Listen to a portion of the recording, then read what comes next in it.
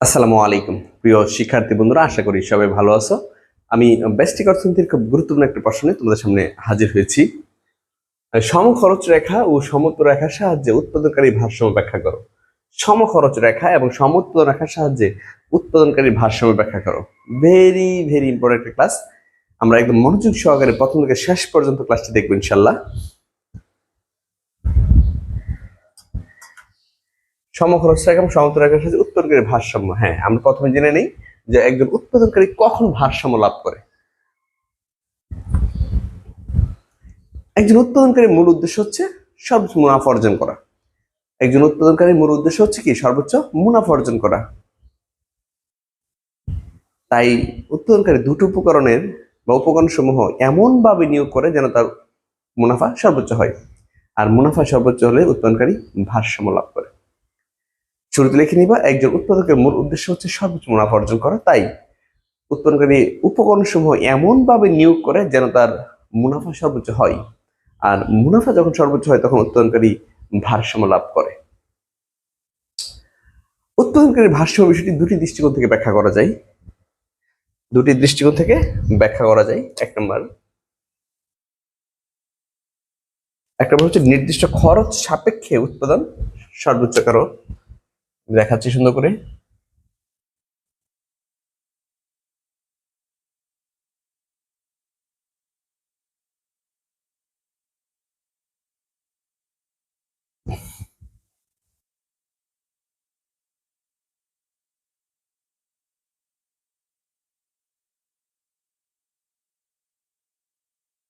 নির্দিষ্ট খরচ সাপেক্ষে উৎপাদন সর্বোচ্চকরণ।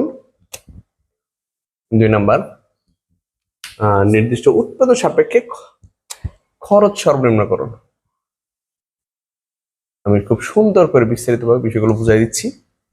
নির্দিষ্ট উৎপাদন সাপেক্ষে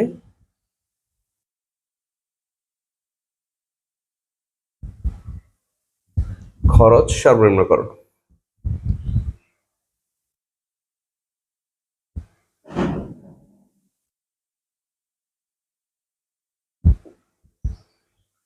নির্দিষ্ট খরচ সাপেক্ষে উৎপাদন সর্বোচ্চকরণ, আরেকটা হচ্ছে নির্দিষ্ট উৎপাদন সাপেক্ষে খরচ সর্বনিম্নকরণ।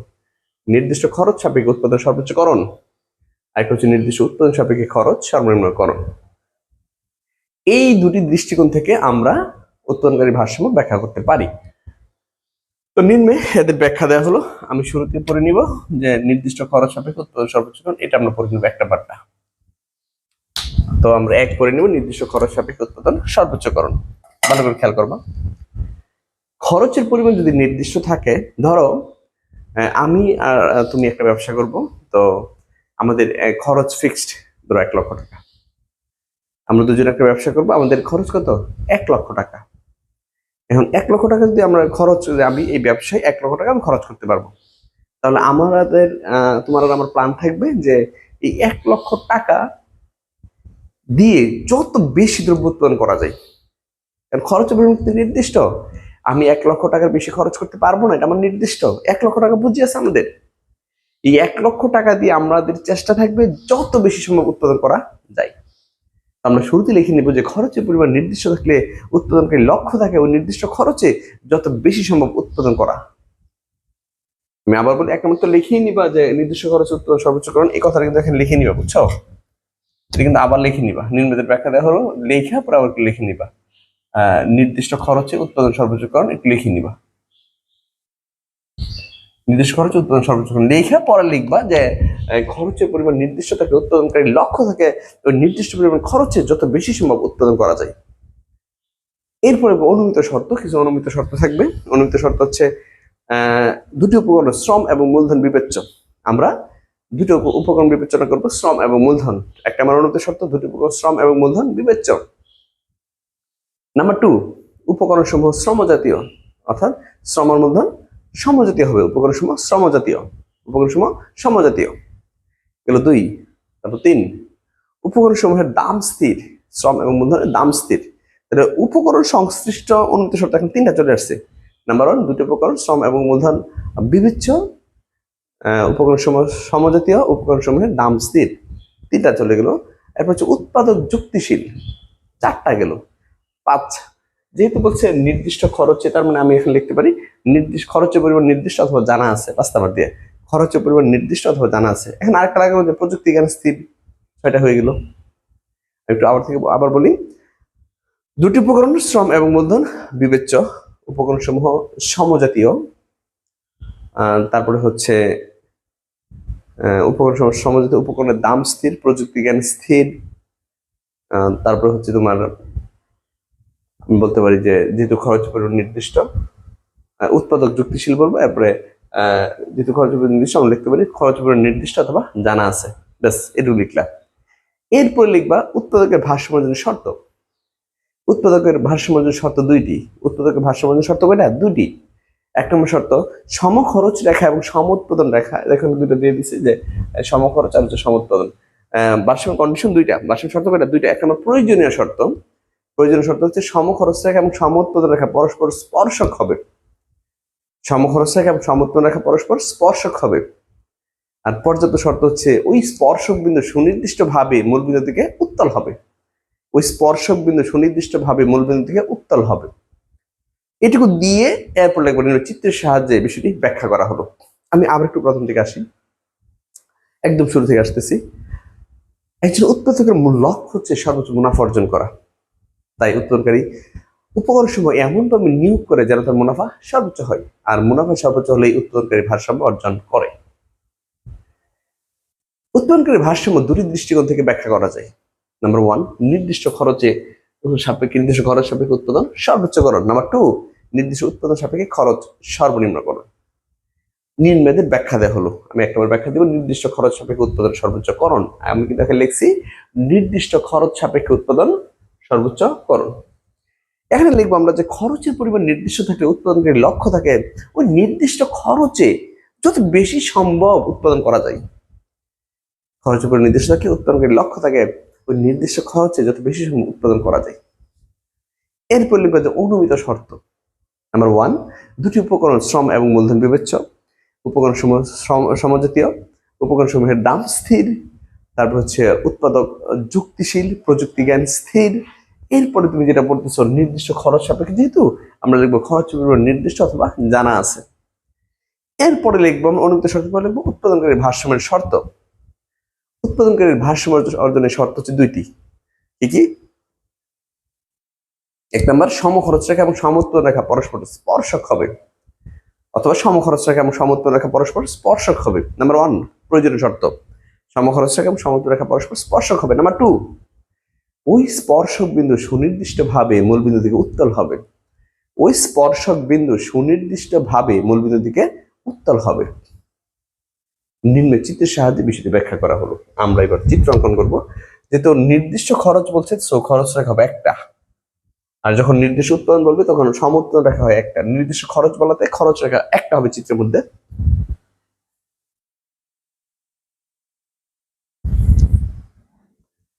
এই একটা খরচ রেখা, সমখরচ রেখা একটা এবি, আর এখানে সমউৎপাদন রেখা হবে একাধিক। সমউৎপাদন রেখা হবে একাধিক।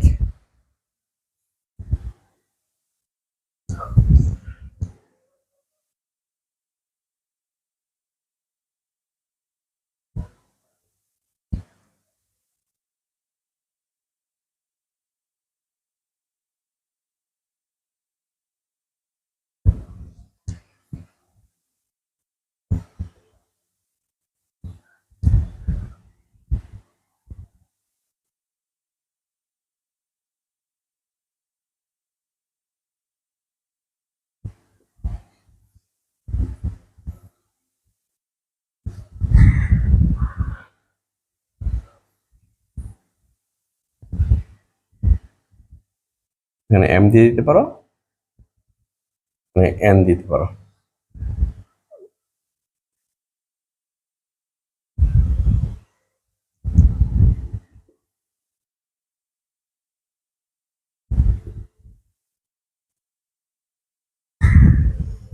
লম্বকে থাকে মূলধন, আর ভূমিকে থেকে শ্রম।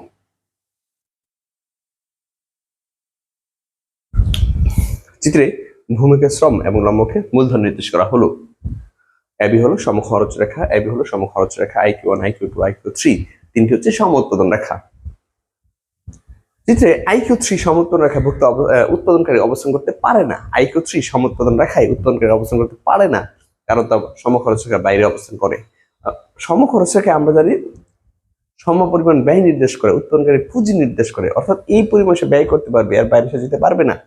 তো যদি আইকিউ পরিমাণ IQ3 উৎপন্ন করতে হয় তাহলে খরচটা আরো বাড়াতে হবে, বাট উৎপাদনকারী খরচ কিন্তু এটুকু সীমাবদ্ধ। আমরা লিখবো যে চিত্রের ভূমিকা শ্রম লম্বকে মূলধন নির্দেশ করা হলো। এবি হচ্ছে সমখরচ রেখা, IQ1 IQ2 IQ3 তিনটি হচ্ছে সম উৎপাদন রেখা। চিত্রে দেখা যাচ্ছে উৎপাদনকারী IQ3 সম উৎপাদন রেখা অবস্থান করতে পারে না, কারণ তো এবি সমখরচ রেখার বাইরে অবস্থান করে। IQ3 সম উৎপাদন রেখা উৎপাদনকারী অবস্থান করতে পারে না, কারণ তো এবি সমখরচ রেখার বাইরে অবস্থান করে। এরপরে দেখো IQ1 সমুৎপন্ন রেখা এবি সমখরচ রেখাকে এফ এবং জি বিন্দুতে সেট করেছে। IQ1 সমুৎপন্ন রেখা, IQ1 সমুৎপন্ন রেখা এবি সমখরচ রেখাকে IQ1 সমুৎপন্ন রেখা এবি সমখরচ রেখাকে এফ এবং জি বিন্দুতে সেট করেছে। সুতরাং এফ এবং জি বিন্দুতে ভারসাম্যের কোনো শর্তে পালিত হয় না। আমরা জানি ভারসাম্যের কন্ডিশন কিন্তু তোমার স্পর্শ করতে হবে, ওই স্পর্শক বিন্দু সুনির্দিষ্টভাবে মূলবিন্দুকে উত্তর হতে হবে। কিন্তু এফ এবং জি বিন্দুতে দেখো ভারসাম্যের কন্ডিশন পালিত হয় না, এখানে স্পর্শ করে না, সেট করছে। তাহলে আমি বলতে পারি IQ1 সম উৎপাদন রেখা এবি সমখরচ রেখাকে এফ এবং জি বিন্দুতে সেট করেছে। সুতরাং এফ এবং জি বিন্দুতে ভারসাম্যের কোনো শর্তে পালিত হয় না। আচ্ছা, এরপরে এখানে এবি সমখরচ রেখা এবং IQ2 সম উৎপাদন রেখা পরস্পর ই বিন্দুতে স্পর্শক। এবি সমখরচ রেখা, এবি সমখরচ রেখা এবং IQ2 সম উৎপাদন রেখা পরস্পর ই বিন্দুতে স্পর্শক। এবি সমখরচ রেখা, এবি সমখরচ রেখা, এবি সমখরচ রেখা এবং IQ2 সম উৎপাদন রেখা পরস্পর ই বিন্দুতে স্পর্শক এবং ই বিন্দু সুনির্দিষ্টভাবে মূলবিন্দুকে উত্তল। সুতরাং ই হচ্ছে ভারসাম্য বিন্দু, ই হচ্ছে ভারসাম্য বিন্দু। এক্ষেত্রে ভারসাম্য শ্রমের পরিমাণ OM এবং ভারসাম্য মূলধনের পরিমাণ ON। এক্ষেত্রে ভারসাম্য শ্রমের পরিমাণ OM এবং ভারসাম্য মূলধনের পরিমাণ ON, অর্থাৎ OM পরিমাণ শ্রম এবং ON পরিমাণ মূলধন নিয়োগ করলে উৎপাদনকারীর উৎপাদন সর্বোচ্চ হবে। অর্থাৎ OM পরিমাণ শ্রম এবং ON পরিমাণ মূলধন নিয়োগ করলে উৎপাদনকারীর উৎপাদন সর্বোচ্চ হবে এবং মুনাফা সর্বোচ্চ হবে। এখানে একটু বেশি খেয়াল করো, FEG তিন বিন্দুতে খরচ সমান। আমি যদি অন্যভাবে ব্যাখ্যা দিই তোমাদের বোঝাচ্ছি, একটু খেয়াল করো ভালো করে। FEG তিনটা বিন্দুতে কিন্তু খরচ সমান, কিন্তু F আর G বিন্দু উৎপাদন করলে উৎপাদন পাবা তুমি IQ1 পরিমাণ, আর যদি ই বিন্দু উৎপাদন করো তাহলে তুমি পাবা IQ2 পরিমাণ। যেহেতু খরচ সমান কিন্তু ই বিন্দু উৎপাদন বেশি, তাহলে আমার নিকট গ্রহণযোগ্য বিন্দু ই কিন্তু হবে, তাই না? আমি আবার একটু ব্যাখ্যা দিচ্ছি। চিত্রে ভূমিকা শ্রম লম্বকে মূলধন নির্দেশ করা হলো, এইভাবে লিখবো যা বলতেছি। ভূমিকা শ্রম লম্বকে মূলধন নির্দেশ করা হলো। এবি হলো সমখরচ রেখা, IQ1 IQ2 এবং IQ3 তিনটি হচ্ছে সম উৎপাদন রেখা। চিত্রে এবি সমখরচ রেখার সাহায্যে IQ3 সম উৎপাদন রেখায় উৎপাদনকারী অবস্থান করতে পারে না, কারণ তা এবি সমখরচ রেখার বাইরে অবস্থান করে। IQ1 সম উৎপাদন রেখা এবি সমখরচ রেখাকে এফ এবং জি বিন্দুতে সেট করেছে। সুতরাং এফ এবং জি বিন্দুতে ভারসাম্য কোনো শর্ত পালিত হয় না, কারণ আমরা জানি কিন্তু ভারসাম্য কন্ডিশন হচ্ছে স্পর্শ করা, এখানে কিন্তু সেট করছে। IQ2 সম উৎপাদন রেখা এবং এবি সমখরচ রেখা পরস্পর ই বিন্দু স্পর্শক এবং ই বিন্দু সুনির্দিষ্টভাবে মূল বিন্দুকে উত্তল। সুতরাং এই হচ্ছে ভারসাম্য বিন্দু। এক্ষেত্রে ভারসাম্য শ্রমের পরিমাণ OM, ভারসাম্য মূলধনের পরিমাণ ON, অর্থাৎ OM পরিমাণ শ্রম এবং ON পরিমাণ মূলধন নিয়োগ করলে উৎপাদনকারীর উৎপাদন সর্বোচ্চ হবে এবং মুনাফা সর্বোচ্চ হবে। ক্লিয়ার? ওকে, এরপরে যাব আমি 2 নম্বর পয়েন্টে, নির্দিষ্ট উৎপাদন সাপেক্ষে খরচ সর্বনিম্নকরণ। নির্দিষ্ট উৎপাদন সাপেক্ষে খরচ সর্বনিম্নকরণ। আচ্ছা ধরো আমি তুমি ব্যবসা করব, এখন উৎপাদন পরিমাণ নির্দিষ্ট, আমি তুমি ব্যবসা করবো, উৎপাদন পরিমাণ নির্দিষ্ট যে আমরা 100 একক দ্রব্য উৎপাদন করবো। ভালো করে খেয়াল করবা, আমি আর তুমি ব্যবসা করবো, এখন উৎপাদন যে কত একক করবো সেটা নির্দিষ্ট, সেটা কত একক? 100 একক। যে আমরা দুজনে মিলে 100 একক দ্রব্য উৎপাদন করতে পারবো, করবো 100 একক দ্রব্য উৎপাদন। তো উৎপাদন যেহেতু 100 একক দ্রব্য করবো, উৎপাদন পরিমাণ যেহেতু নির্দিষ্ট, তাহলে আমাদের লক্ষ্য থাকবে ওই 100 একক দ্রব্য যত কম খরচে পারি, তাই না? আমি 100 একক দ্রব্য উৎপাদন করবো, তাহলে লক্ষ্য কি থাকবে আমাদের? ওই 100 একক দ্রব্য যত কম খরচে পারি। ওকে, 2 নম্বর।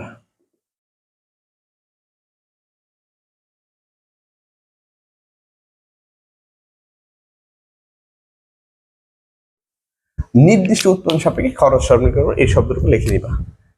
পয়েন্টটা লিখে নিব, নির্দিষ্ট উৎপাদন সাপেক্ষে খরচ সর্বনিম্নকরণ। এরপরে ব্যাখ্যা যাচ্ছি, নির্দিষ্ট উৎপাদন সাপেক্ষে তার মানে উৎপাদন পরিমাণ জানা আছে, আমরা লিখবো উৎপাদনের পরিমাণ জানা থাকলে বা উৎপাদন পরিমাণ নির্দিষ্ট থাকলে উৎপাদনকারী লক্ষ্য থেকে ওই নির্দিষ্ট পরিমাণ দ্রব্য যত কম খরচে উৎপাদন করা যায়। উৎপাদনের পরিমাণ জানা থাকলে, উৎপাদন পরিমাণ জানা থাকলে বা উৎপাদন পরিমাণ নির্দিষ্ট থাকলে উৎপাদনকারী লক্ষ্য থেকে ওই নির্দিষ্ট পরিমাণ দ্রব্য যত কম খরচে উৎপাদন করা যায়। এরপরে যেমন অনুমিত শর্তে, ঠিক সেম আগেরটা সবগুলো অনুমিত শর্ত এখানে নিয়ে আসবা, একে যে অনুমিত শর্তগুলো দিচ্ছে সবগুলো শুধু নিয়ে আসবো, লাস্টেরটা শুধু রেখে দিবা যে উৎপাদন পরিমাণ নির্দিষ্ট বা জানা আছে। কি কি অনুমিত শর্ত?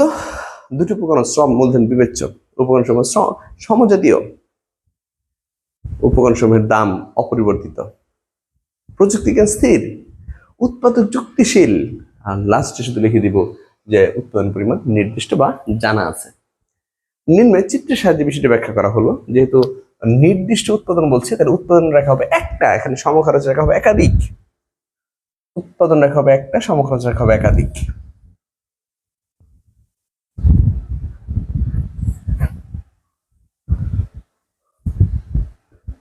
A1 B1 A2 B2 A3 B3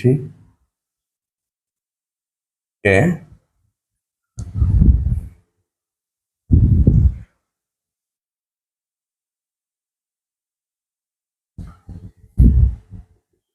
AQ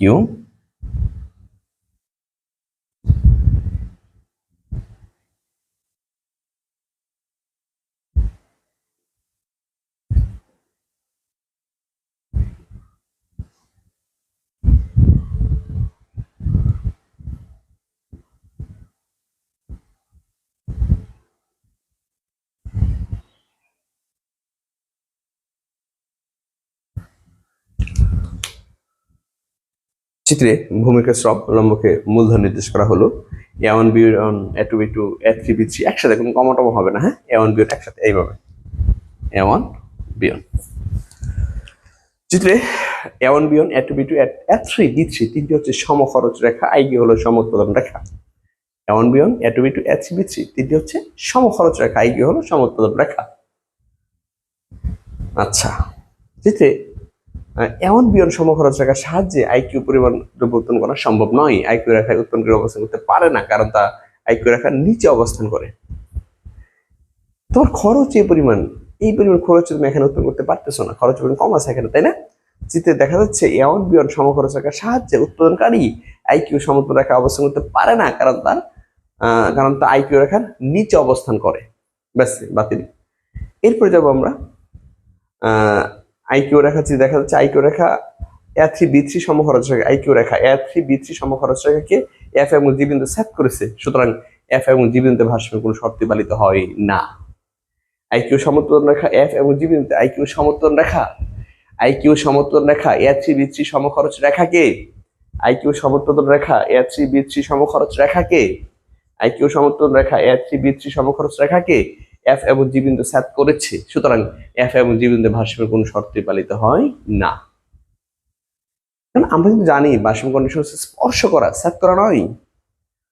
আচ্ছা, তারপর হচ্ছে দেখো এখানে A2 B2 সমখরচ রেখা এবং আইকিউ সমউৎপাদন রেখা পরস্পর ই বিন্দু স্পর্শক।